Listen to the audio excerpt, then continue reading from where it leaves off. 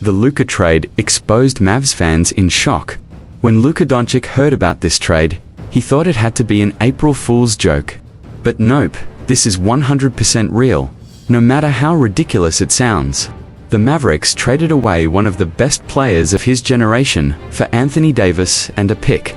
GM Nico Harrison then held one of the most awkward press conferences ever, struggling to explain how this deal benefits the team long-term. Turns out, this whole plan had been in the works for over a month, but no one leaked a thing.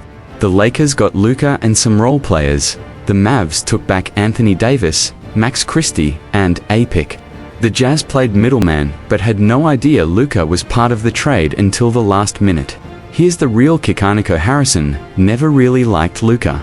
As a close friend of Kobe Bryant and a former Nike rep for him, Harrison was disgusted when he compared Kobe's legendary work ethic to Luka's. One anonymous Mavs source even threw shade: who gains weight during the season while playing 40 minutes a game. The team fired nearly the entire performance staff to try and get Luka in better shape, but nothing worked. Luka brought in his own personal trainers, but he still wasn't meeting their standards, even while dropping 34 points and 10 assists a game.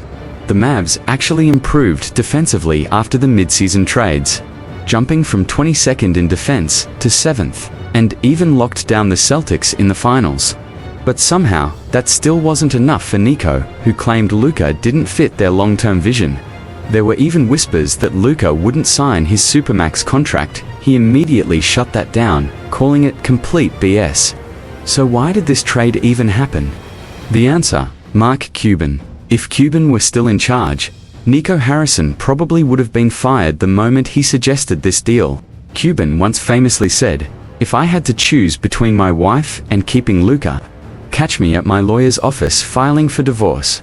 But when he sold the team to the Adelson family, everything changed overnight. The Adelsons didn't buy the Mavs because they love basketball. They bought the team for one reason only: gambling. They own Las Vegas Sands, one of the biggest casino empires in the world, and they've been pushing hard to legalize sports betting in Texas. They've poured millions into lobbying, but Texas still shut them down. So what's the next move?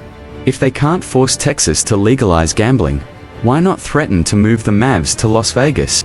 And that's the real story behind this trade. They didn't trade Luka for Anthony Davis, they traded him for leverage to pressure Texas lawmakers.